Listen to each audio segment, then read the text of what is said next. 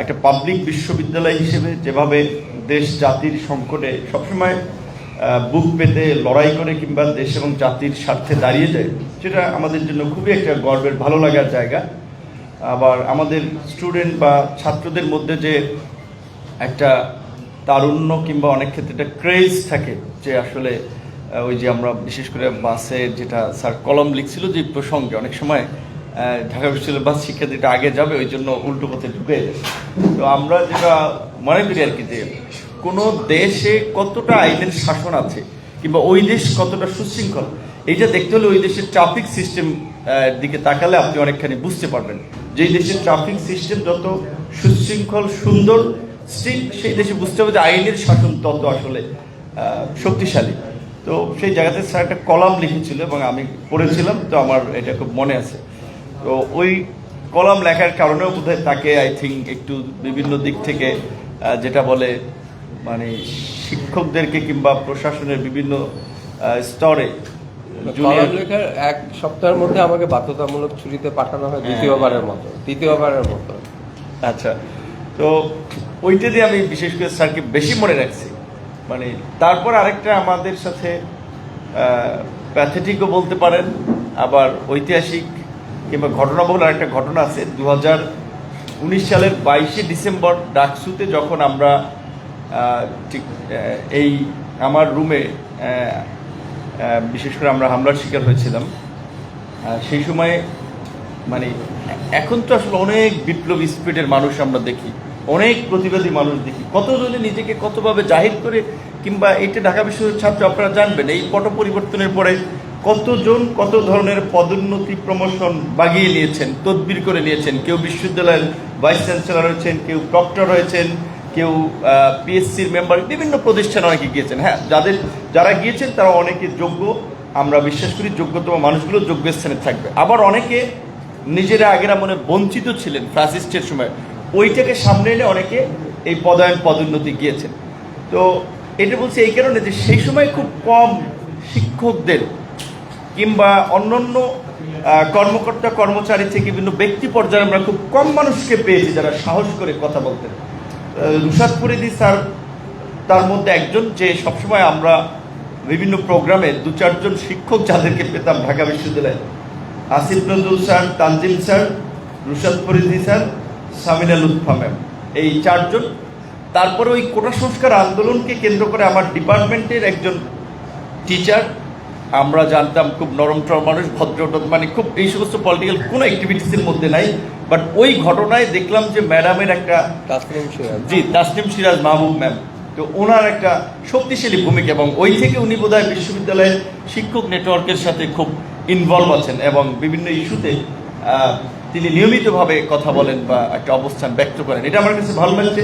আমি যেটা মনে করি, আমি ইংলিশ ডিপার্টমেন্টের ছাত্র হিসেবে খুব কম সাহিত্য পড়ছি, কারণ আসলে আমরা তো ওই নিম্নবিত্ত পরিবারের ছেলে মেয়ে হওয়ায় আমাদের টার্গেট থাকে আগে একটা জব ভালো। তো সাহিত্য তো শখ করে পড়তে যায়নি, ইন্টারমিডিয়েট পর্যন্ত সায়েন্স ছিল, বিশ্ববিদ্যালয়ে ইংলিশ পড়লে একটু বিসিএসে ভালো করা যাবে, ওই টেন্ডেন্সি বা চিন্তা থেকে আসলে ইংলিশ সাবজেক্ট চুজ করা।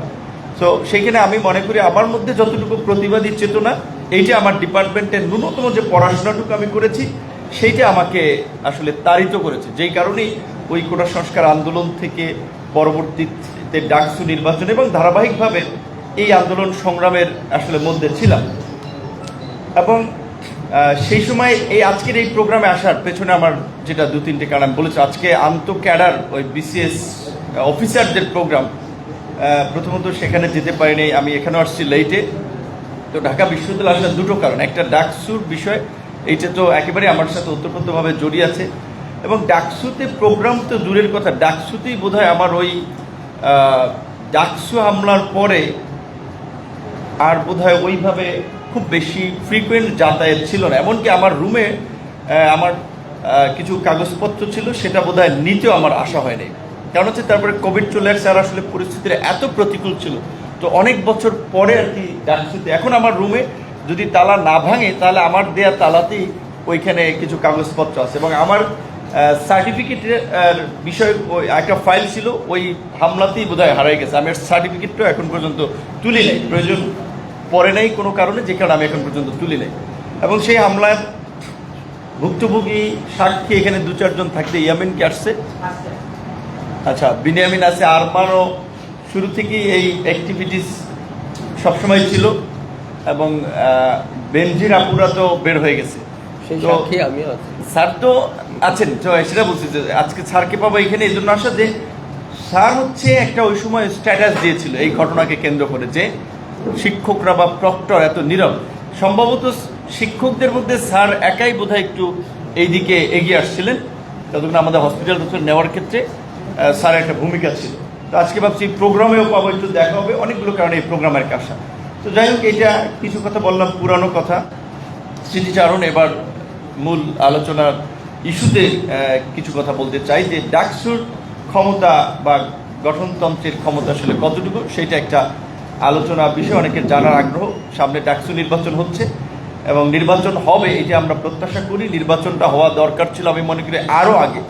এত লেট কেন হবে এইরকম একটা অভ্যুত্থানের পরে? যে বিশ্ববিদ্যালয়ের ছাত্ররা 71-এ যেটা বলে একটা দেশকে স্বাধীন করে ফেললো, 90-এও একটা সামরিক স্বৈর শাসনের উচ্ছেদ করলো, 2007 সালেও যদি আমরা দেখি 111-এরও প্রথম এই সামরিক স্বৈর শাসকদের বিরুদ্ধে আঘাতটা কিন্তু ঢাকা বিশ্ববিদ্যালয় থেকে এসেছিল। এবং সর্বশেষ জুলাই, অবশ্যই সারা বাংলাদেশের ছাত্র তরুণদের স্যাক্রিফাইস আছে, কিন্তু লিডারশিপটা বিভিন্ন কারণে ঢাকা বিশ্ববিদ্যালয় দিয়েছে।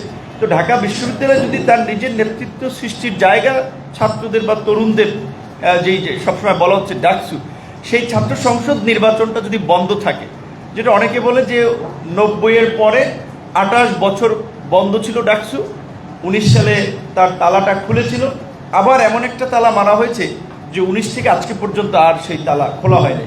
তো এখন এই প্রশাসন ডাকসু আয়োজনের মোটামুটি একটা প্রস্তুতির দিকে যাচ্ছে। সেখানে গঠনতন্ত্র সংশোধন সহ বিভিন্ন বিষয়ে আপনাদের সাথে যে আলোচনা হয়েছে, সেখানে আপনারা, আমি পত্রপত্রিকায় দেখেছি বা আমাদের সাথে একটা মতামত দিয়েছে, সেইখানে আমার অভিমতটা ব্যক্ত করেছি। প্রথম একটা প্রশ্ন কিংবা অভিব্যক্তি অনেকের আছে যে ডাকসুতে কেন সভাপতি ভাইস চ্যান্সেলর থাকবেন, এই পদটা ছাত্রদের থাকা উচিত। আপনাদের মতের সাথে মানে বিনয়ের সাথে আমি দ্বিমত পোষণ করে বলবো যে আমাদের দেশের কালচারে কিংবা আমাদের দেশের অবস্থার প্রেক্ষাপটে আমার ব্যক্তিগত মত হচ্ছে ডাকসুতে যে দুটো পদ শিক্ষকদের রয়েছে, একটা হচ্ছে কোষাধ্যক্ষ আর একটা হচ্ছে আপনার এই সভাপতির পদটা, এই দুটো পদ শিক্ষকদের মধ্যে বোধহয় থাকলে ডাকসু কিংবা ছাত্র সংসদের ফাংশনিংয়ে ভালো হবে। যেমন ধরেন 2019-এ 28 বছর পরে নির্বাচন হওয়ার পরে আমরা কি দেখেছি যে ডাকসুতে ছাত্রলীগ যে প্রক্রিয়াই হোক না কেন, ডাকাতি করে, ছিনতাই করে কিংবা ম্যানিপুলেট করে, তাদের 23 জন ছিল, আর 2 জন ছিলাম আমি এবং আক্তার। তো ডাকসুর গঠনতন্ত্রে